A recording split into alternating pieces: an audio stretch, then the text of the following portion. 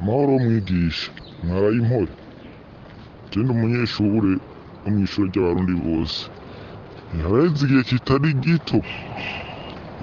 Ndiko ndabibutsa ngo mutubarize ikibazo Regidezo iriko iraduteza mu Burundi co kutaronka amakonseri kandi umuntu yararishe agahera amezi n'ayandi. Twabaza bakatubwira ngo ntazihari. Ubundi ikindi gihe nabo bakatubwira ngo deje ngo yagize komande ngo asanga ngo bamuzana amapirate ngo bazisubizayo. Umva bakatwikira muri ivyo biringuko nyene uko. Nk'uje no kubera ko haraheze hafi 5 mwandishe kandi na facture ndi nayo, ariko wapi ushaka kuri no saha. Muratubariza.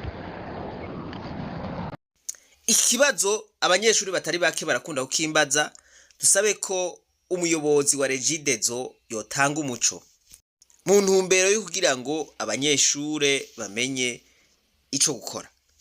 Kuko umuntu yararishe amahera yiwe akaba afise na facture, hanyuma hagahera amezi arenga 5, ntimwumva ko aba ariko arahomba?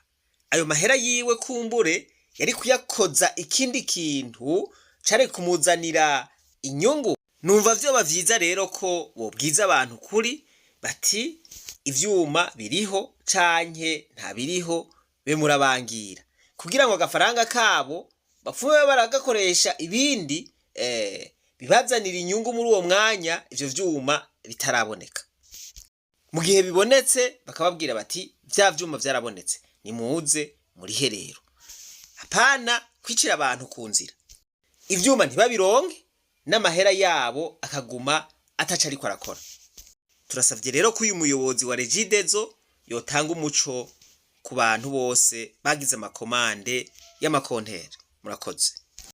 Reka twibanarize urugendo rwacu maze tugaruze umunezero Satani yatunyaze. Umuntu atarashika mw'ishure ry'abarundi bose turamuhaye kaze.